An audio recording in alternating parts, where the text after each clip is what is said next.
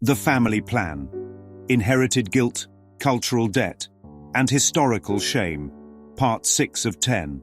Before the wills are read and the heirlooms passed down, there's another transfer no lawyer oversees. It doesn't come in a velvet-lined box or a safe deposit key. It comes in the pauses between conversations, the wait in a parent's sigh, the silence after a certain name is mentioned. Some families pass along assets. Others pass along debts, not the kind you can pay off at the bank, but the kind measured in unspoken loyalties, old grievances, and the quiet demand to keep the family story exactly as it is.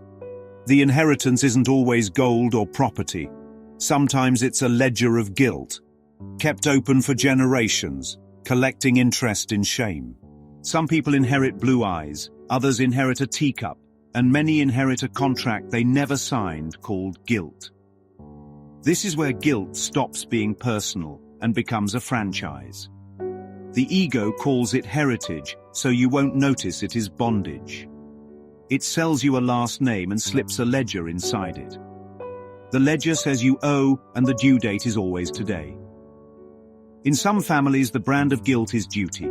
We take care of our own, which secretly means we carry each other's fear. In other families, the brand of guilt is grief. If you stop hurting, you never loved them, which secretly means love equals pain. In others, it is identity. You are a Johnson, and Johnsons do not quit, which secretly means you are not free to be new. Because these lines are spoken in the language of love, you agree before you can read the fine print. It is the only loyalty program that starts before birth. Culture takes the family plan and syndicates it. Now the rules come with flags, hymns, recipes, rites, and uniforms. Now guilt is not just against a person, it is against the ancestors. Break the rule and you are told you are erasing your people. Obey the rule and you are told you are preserving honor, even when it preserves pain. History is the longest account in the ego's books. It sends invoices from centuries you never lived. It tells the living to bleed for the dead, as if shame resurrects the past or redeems a ghost. The ego whispers that if you are not paying, you are the offender reborn. It turns time into a courtroom and calls that justice. The course exposes the scam with surgical lines. Guilt feelings are the preservers of time. Preserve guilt and the past stays payable, the future stays threatening, and the present stays unreachable. Guilt is always disruptive. Disruption is profitable to the ego because disruption keeps you shopping for redemption. If the ego is the symbol of the separation, it is also the symbol of guilt. If separation is believed, guilt must be stocked on every shelf. Family shelves, cultural shelves, historical shelves.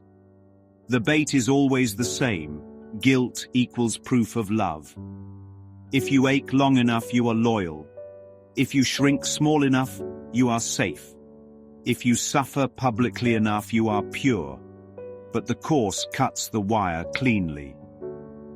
Love and guilt cannot coexist, and to accept one is to deny the other. If guilt is your proof, love has already been denied. The family plan keeps its members with auto-renewal. A birthday triggers an invoice. An empty chair at dinner triggers an invoice. A song on a Wednesday triggers an invoice. The subject line is always the same. You owe again. Projection keeps the plan solvent across generations. We stamp others as guilty to spend down our own balance. In every condemnation that you offer the Son of God lies the conviction of your own guilt. When a parent condemns a child with inherited words, the parent silently re-enrolls in the same plan. When a child condemns the parent, the child silently agrees to the terms for adulthood. The cultural plan adds badges and tiers. Gold status for the loudest mourning. Platinum status for the strictest conformity. Black card for the most exquisite sacrifice. The perks look shiny from a distance and feel like chains up close.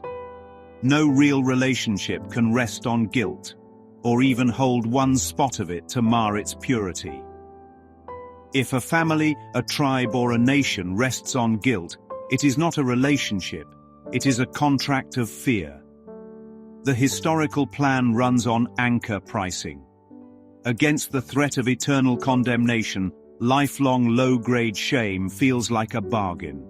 The ego says sign here and call it humility. The Course says humility is accepting what God created, not denying it. You remain as God created you. Identity ends every contract because contracts depend on lack and fear. What is whole does not bargain for belonging. Now the mind asks a hard question. If I cancel inherited guilt, do I betray my people? The ego says yes, because its only glue is pain. The Holy Spirit says no, because only truth binds truly. Make no one fearful, for his guilt is yours. If you frighten yourself or another into compliance, you have paid with peace and bought nothing. So how do we cancel the family plan without becoming hard or careless? First, name the disguise without rage and without romance. This grief is being used as proof, not as love. This duty is fear of rejection, not devotion. This heritage is a story of separation, not a treasure of truth. Naming ends the trance because the plan relies on euphemism. Second, decline the auto-charge when the memory tries to swipe your card. There can be no case against a child of God, and every witness to guilt in God's creations is bearing false witness to God himself. If there is no case, there is no court, no sentence, and no debt. No debt means nothing to renew. Third, replace punishment with correction. What is truly blessed is incapable of giving rise to guilt and must give rise to joy. Correction that ends in joy is guidance. Correction that ends in guilt is marketing. Fourth, free your brother from the script you wrote for him and the script he wrote for you. With everyone whom you release from guilt, great is the joy in heaven. Release collapses the multi-generational budget of pain. Fifth, choose remembrance over ritual when ritual is priced in sorrow. Let the meal be shared because love extends, not because absence demands a toll. Let the story be told because light shines through it, not because darkness requires witnesses. If a tradition survives without guilt, it is worth keeping. If it dies without guilt, it was never alive. The cultural plan will accuse you of betrayal when you stop paying. It will say you are abandoning the tribe. Answer with honesty, tenderness, and a non-negotiable no. I will not buy what harms the mind and calls it holy. I will not buy what dims the heart and calls it honor. I will not buy what wages war on joy and calls it heritage. The historical plan will present you with statues of condemnation and altars of sorrow. Bow if you like to history as learning, but never as law. The law of God is love, and love does not invoice. The mind may still ask, what remains if guilt goes? What remains is what was always behind the merchandise, quiet, present, unbought joy. The joy that needs no receipt and cannot be counterfeited. The joy that does not erase your people but reveals your brothers.